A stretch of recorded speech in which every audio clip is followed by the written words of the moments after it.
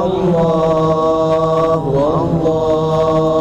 Akbar, Allahu Akbar walillahil hamd. Assalamualaikum warahmatullahi wabarakatuh. Selamat sore pemirsa. Saat ini saya sedang berada di dalam Masjid Pusdai Jawa Barat menjelang maghrib.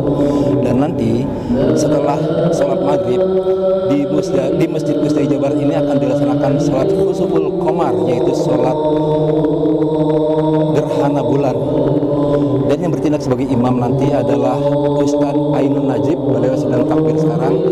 Dan bertindak sebagai khotib adalah Kiai Haji Asep Totoh Ghazali. Salat khusuful qamar ini terdiri dari 2 rakaat, tapi setiap rakaatnya terdiri dari 2 ruku. Dan lama atau durasi dari salat khusuful qamar ini tergantung imamnya. Kita lihat liputannya. Allahu Akbar, Allahu Akbar walillahil hamd.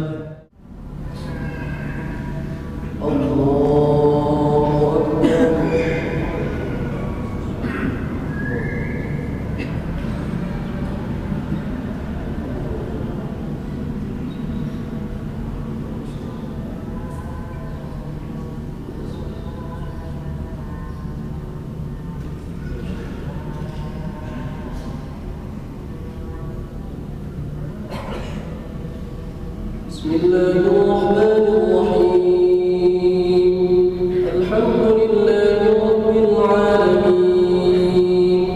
Ar-Rahmanir-Rahim. Maliki yawmiddin. Iyyaka na'budu wa iyyaka nasta'in. Ihdinas siratal mustaqim. Siratal ladzina an'amta 'alaihim ghairil maghdubi 'alaihim waladdallin.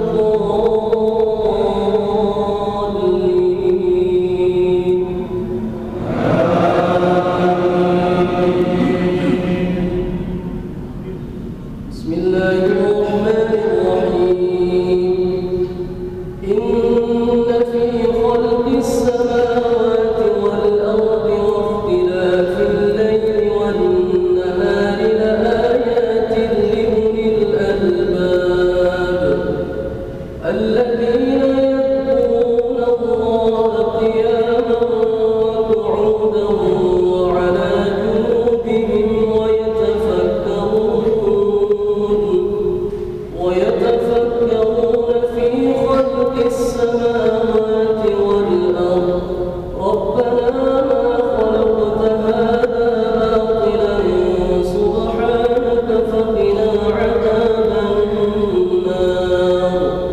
Rabbana innaka man tudkhilin nar faqad akhzaytah wa ma للظالمين من أنصار. ربنا إننا سمعنا مناديا ينادي للإيمان أن آمنوا بربكم فآمنا. ربنا فاغفر لنا ذنوبنا وكفر عنا سيئاتنا وتوفنا مع الأبرار. ربنا وآتنا ما وعدتنا على رسلك ولا تخزنا يوم القيامة إنك لا تخلف الميعاد. الله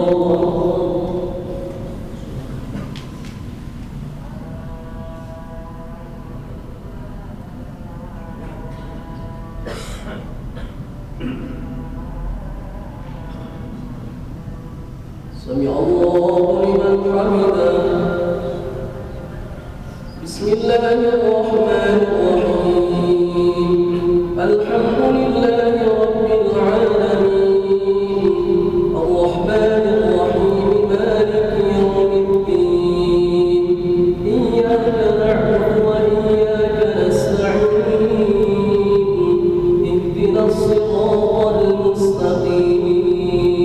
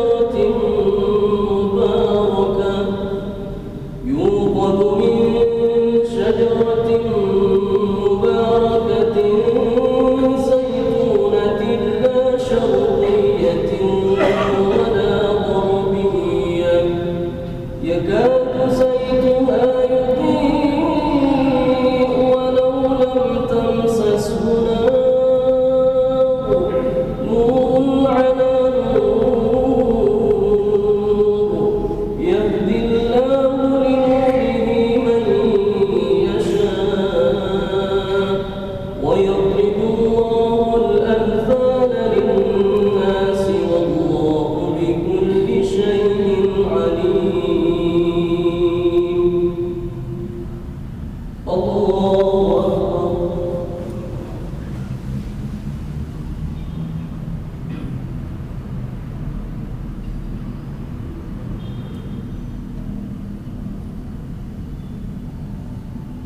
سمع الله لمن حمده.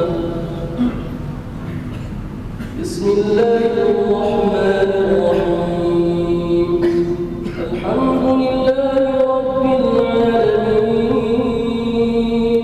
الرحمن الرحيم مالك يوم الدين إياك نعبد وإياك نستعين اهدنا الصراط المستقيم صراط الذين أنعمت عليهم غير المغضوب عليهم ولا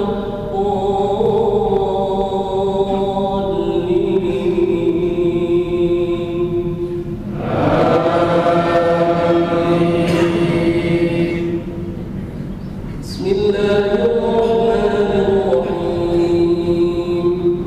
والله الذي لا إله إلا هو عالم الغيب والشهادة هو الرحمن الرحيم. والله الذي لا إله إلا هو الملك القدوس السلام المؤمن المهيمن العزيز الجبار المتكبر سبحان الله عما يشركون. هو الله الخالق البارئ المصور له الأسماء الحسنى يسبح له ما في السماوات والأرض وهو العزيز الحكيم. الله أكبر.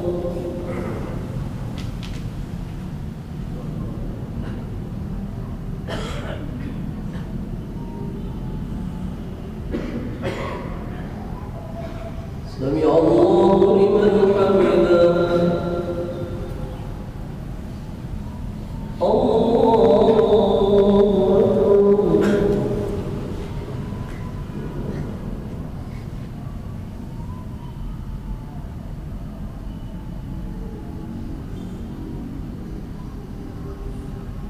الله أكبر.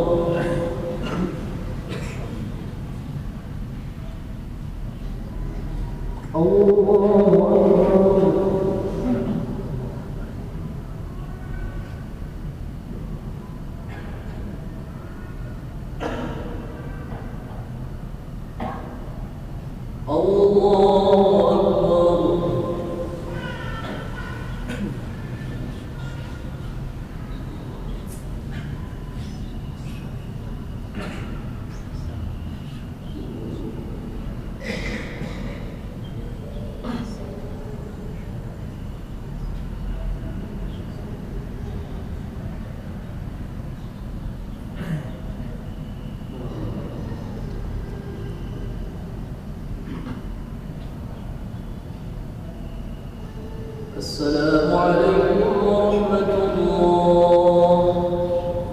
السلام عليكم ورحمة الله. السلام عليكم ورحمة الله وبركاته.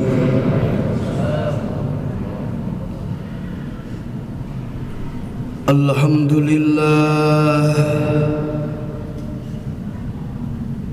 الحمد لله الذي خلق السماوات والأرض وسخرهما بأمره. أشهد أن لا إله إلا الله وحده لا شريك له وأشهد أن محمدا عبده ورسوله لا نبي بعده. اللهم صل وسلم على سيدنا محمد وعلى آله وأصحابه ومن تبعه إلى يوم القيامة أما بعد فيا عباد الله أوصيكم وإياي بتقوى الله فقد فاز المتقون اتقوا الله حق تقاته ولا تموتن إلا وأنتم مسلمون قال الله تعالى في كتابه الكريم أعوذ بالله من الشيطان الرجيم بسم الله الرحمن الرحيم إن في خلق السماوات والأرض واختلاف الليل والنهار لآيات لأولي الألباب الذين يذكرون الله قياما وقعودا وعلى جنوبهم ويتفكرون في خلق السماوات والأرض ربنا ما خلقت هذا باطلا سبحانك فقنا عذاب النار.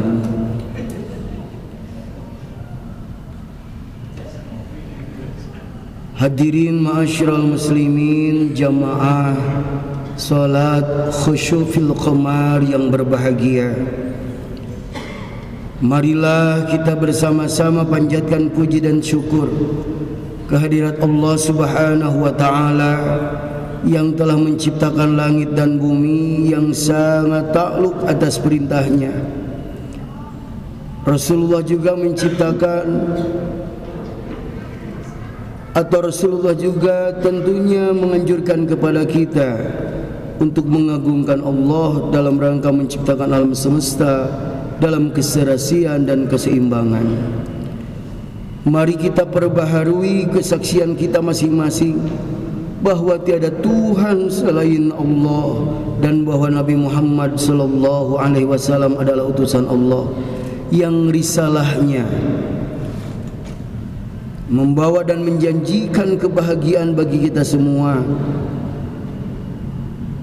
Salawat serta salam semoga senantiasa tercurahkan kepada junjungan kita Nabi besar Muhammad sallallahu alaihi wasallam, kepada keluarganya, kepada para sahabatnya, dan kepada setiap orang yang mengikuti risalahnya sampai hari kiamat. Jamaah salat khusyuk fil qamar yang berbahagia, peristiwa yang sedang kita alami dan saksikan ini merupakan peristiwa alam yang jarang terjadi. Bahkan tidak setiap orang diberi kesempatan menyaksikan tanggal 14 identik dengan bulan purnama, atau kita menyebutnya caang bulan 14. Biasanya sangat terang benderang dan bumi sangat indah, sering dijadikan momen terbaik untuk mengisi sejarah kemanusiaan. Tapi kali ini bulan yang disinari matahari tertutup oleh bumi sehingga sinarnya tidak sampai ke lingkungan kita dan menimbulkan keadaan redup, meskipun keadaan ini hanya berlangsung sebentar saja. Namun cukup dapat menimbulkan keterkejutan bagi setiap makhluk yang mengalaminya. Rasulullah sallallahu alaihi wasallam sengaja menakut-nakuti manusia dengan berbagai kejadian alamnya agar semua manusia bisa kembali kepadanya, seperti anak kecil yang ditakut-takuti oleh ibunya, agar ibu dan anak bisa berpelukan lebih erat, bisa kembali berlindung kepada ibunya, tidak nakal, tidak mau berpisah. Begitu juga Rasulullah memberi peringatan agar manusia kembali lebih dekat kepada Allah, takut untuk berbuat salah, takut untuk berbuat maksiat. Kaum muslimin rahimakumullah, peristiwa seperti inilah yang dikenal istilah gerhana. Apa sesungguhnya yang terjadi di balik peristiwa yang menakjubkan ini? Hikmah-hikmah apa saja yang dapat kita petik dari peristiwa ini? Pada masa Rasulullah SAW masih hidup, pernah mempunyai anggapan yang keliru tentang gerhana, baik itu gerhana matahari ataupun gerhana bulan. ketika terjadi gerhana matahari pada saat itu pada hari Senin tanggal 29 Syawal tahun 10 Hijriah bertepatan dengan tanggal 27 Januari 632 Masehi, itu bersamaan dengan wafatnya Ibrahim putra Rasulullah. Oleh sebab itu ada sebagian sahabat yang menyangka bahwa gerhana terjadi akibat wafatnya Ibrahim. Hadis yang diriwayatkan dari Al-Mughirah bin Syu'bah, kasafati syamsu ala ahdi Rasulullah sallallahu alaihi wasallam yauma mata Ibrahimu faqala an-nas kasafati syamsu li mauti Ibrahim. Faqala Rasulullah sallallahu alaihi wasallam inna syamsa wal qamara la yaksifani li mauti ahadin wala li hayatihi fa idza raaitum fasallu wad'ullaha. Rawahul Bukhari. Terjadi gerhana matahari di masa Rasulullah SAW pada hari meninggalnya Ibrahim. Beberapa orang berkata gerhana itu terjadi karena kematian Ibrahim. Maka Rasulullah bersabda, sesungguhnya matahari dan bulan itu bukan karena kematian seseorang dan hidupnya. Jika kamu melihat gerhana atau melihat bulan atau matahari tersebut, maka tunaikanlah solat dan berdoalah kepada Allah. Hadis riwayat Bukhari.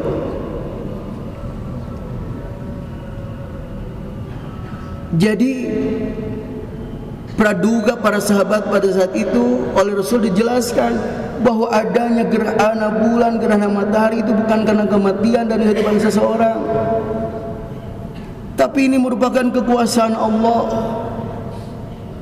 Maka justru Rasulullah memerintahkan kepada kita, kalau melihatnya sholatlah, tadi sudah kita melakukannya, dan berdoalah. Begitu juga dalam surah Yasin disebutkan, yang artinya dan suatu tanda kekuasaan Allah yang besar bagi mereka adalah malam. Kami tanggalkan siang dari malam itu, maka dengan serta-merta mereka berada dalam kegelapan dan matahari berjalan di tempat peredarannya. Demikianlah ketetapan yang maha perkasa lagi maha mengetahui. Dan telah kami tetapkan bagi bulan manzilah-manzilah, sehingga setelah dia sampai ke manzilah yang terakhir, kembalilah dia sebagai bentuk tandan yang tua. Tidaklah mungkin bagi matahari mendapatkan bulan, dan malam pun tidak dapat mendahului siang, dan masing-masing beredar pada garis edarnya. Dengan demikian, siang dan malam, matahari dan bulan adalah ciptaan-ciptaan Allah. Semuanya diciptakan menurut aturan-aturan tertentu yang oleh para ahli ilmu alam disebut dengan hukum alam, atau yang kita namakan dengan istilah sunnatullah. Gerhana adalah bukti adanya sunnatullah, hukum Allah yang telah ditetapkannya. Manusia tidak berdaya sama sekali untuk mengubah apalagi menentangnya. Menyadari ketidakberdayaan dan kelemahan kita di hadapan kekuasaan Allah, inilah yang merupakan pangkal keselamatan dan kebahagiaan hidup kita, karena akan mendorong kita untuk berpasrah diri pada bimbingan dan petunjuk Allah Subhanahu wa taala. Allah yang Maha Agung, Maha Kuasa dan Maha Perkasa. Namun demikian, Allah jualah yang Maha Bijaksana, Maha Kasih, Maha Cinta dan Maha Sayang kepada setiap makhluknya yang berpasrah diri kepadanya. Satu-satunya cara pasrah diri kepada Allah adalah dengan mengikuti dan mengamalkan petunjuk agama yang diridhoinya, yaitu Islam, iman dan bertakwa. Dan takwa inilah yang merupakan sebaik-baik perbekalan kita dalam mengarungi kehidupan yang silih berganti antara pasang dan surut, naik dan turun. Firman Allah, wa tazawwadu fa inna khairaz zadi taqwa wattaquni ya ulil albab. Dan berbekalah kalian, maka sebaik-baiknya bekal adalah takwa, dan bertakwalah kepadaku wahai orang-orang yang berakal.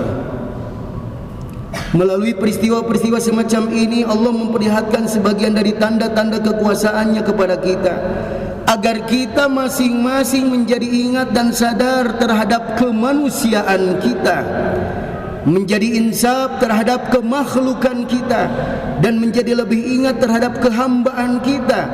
Karena kita ini adalah semuanya manusia, kita semua adalah makhluk, dan kita semua adalah hamba Allah yang lemah dan tidak berdaya di hadapan hukum Allah. Sudah seharusnya kita menjauhkan sifat-sifat buruk terhadap sesama, seperti angkuh, sombong, sewenang-wenang dan sejenisnya, maupun sifat-sifat yang tak terpuji terhadap Allah, seperti suka berbuat dosa, melakukan perbuatan maksiat dan tercela atau lalai mentaatinya. Sebaliknya, sudah semestinya kita menghiasi diri kita masing-masing dengan sifat-sifat yang terpuji, baik terhadap sesama makhluk dan terutama terhadap Allah sebagai Khalik. Terhadap sesama makhluk kita ciptakan, kita pelihara dan kita tingkatkan suasana ukhuwah, persaudaraan, suasana ta'awun, gotong royong, saling membantu dan tolong menolong dalam kebaikan, dan saling memelihara diri dari berbuat kerusakan baik terhadap sesama manusia maupun terhadap lingkungan alam sekitar kita. Semua yang telah kita sebutkan itu adalah merupakan perintah-perintah agama yang harus kita kerjakan demi kebaikan hidup kita bersama. Hadirin ma'asyiral muslimin, jamaah salat khusubil qamar yang berbahagia. Untuk itu kita harus sadar diri bahwa kita semua adalah hamba-hamba Allah yang lemah dan dhaif. Maka ketika kita menjalani kehidupan ini tidak akan lepas dari 4 hal. Suatu saat kita akan diberikan kenikmatan oleh Allah, bahkan kenikmatan yang begitu banyak, rezeki yang begitu luas, arti yang begitu berlimpah. Maka pada saat itulah kita mengagungkan Allah dengan bersyukur. Maka syukur harus menghiasi hidup kita dalam setiap hari. Karena ternyata bukan hanya harta, setiap napas, setiap kedipan mata itu merupakan nikmat Allah yang harus kita syukuri. Sampai saat ini kita masih diberikan umur, ilmu kita terus bertambah, harta kita terus berlimpah, anggota tubuh kita sehat, itu merupakan kenikmatan-kenikmatan yang harus disyukuri. Jangan sekali-kali kita menjadi orang yang takabur atas kenikmatan Allah. Itu semua titipan Allah. Karena hari ini tidak sedikit orang dititipin harta, malah dia sombong dan takabur, mengagung-agungkan hartanya, menganggap kecil terhadap orang lain. Yang kedua, suatu saat kita pun akan diuji oleh Allah dengan berbagai macam ujian. Boleh jadi ada keluarga kita yang meninggal, boleh jadi antara kita sakit, boleh jadi ada rasa takut, ketakutan yang begitu melebihi dari berbagai hal, kelaparan, kurang harta. Dengan ujian-ujian gitu, maka kita bersabarlah. Wa basyiris sabirin, dan berikanlah kabar gembira bagi mereka yang sabar. Walaupun terkadang berat ketika kita menghadapi ujian-ujian tersebut. Lalu yang ketiga, dari mulai kita lahir sampai sekarang, maka kita akan terus menghadapi perintah Allah. Maka bagaimana kita menyikapi perintah Allah? Taatlah, jangan bermaksiat. Lakukan saja apa yang Allah perintahkan, terutama sholat yang 5 waktu. Begitu juga sunnah-sunnah Rasulullah kita hidupkan. Tiada malam tanpa qiyamul lail, tiada hari tanpa salat berjamaah, tiada hari tanpa membaca Al-Quran, tiada hari tanpa salat duha, tiada hari tanpa menjaga wudu, tiada hari tanpa sedekah, tiada hari tanpa istighfar, dan semua perintah Allah. Jangan bermaksiat. Dan yang keempat, boleh jadi di antara kita satu saat kita terjebak atau terpeleset melakukan dosa, maka cepat-cepat taubat, cepat-cepat kembali kepada Allah. Jangan melanjutkan perbuatan dosa itu. Maka siapapun diri kita, apapun profesi kita, ketika kita mendapatkan kenikmatan, bersyukurlah, jangan takabur. Ketika kita diuji dengan musibah, bersabarlah, jangan aral. Lalu yang ketiga, ketika kita diperintahkan oleh Allah, maka taatlah, jangan maksiat. Dan ketika kita terjebak atau terpeleset melakukan dosa, maka cepat-cepat tobat, jangan sampai kita mengulangi perbuatan itu lagi. Barakallahu li wa lakum fil Qur'anil azim wa nafa'ani wa iyyakum bima fihi minal ayati wa dzikril hakim wa taqabbala minni wa minkum tilawatahu innahu huwal ghafurur rahim. Allahumma shalli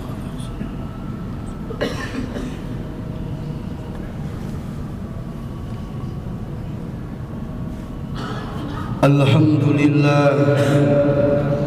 Alhamdulillahilladzi khalaqal insana fi ahsani taqwim wa karramahu wa faddalahu ala katsirin mimman khalaqa tafdila.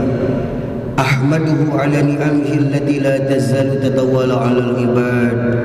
Asyhadu an la ilaha illallah wa asyhadu anna Muhammadar Rasulullah.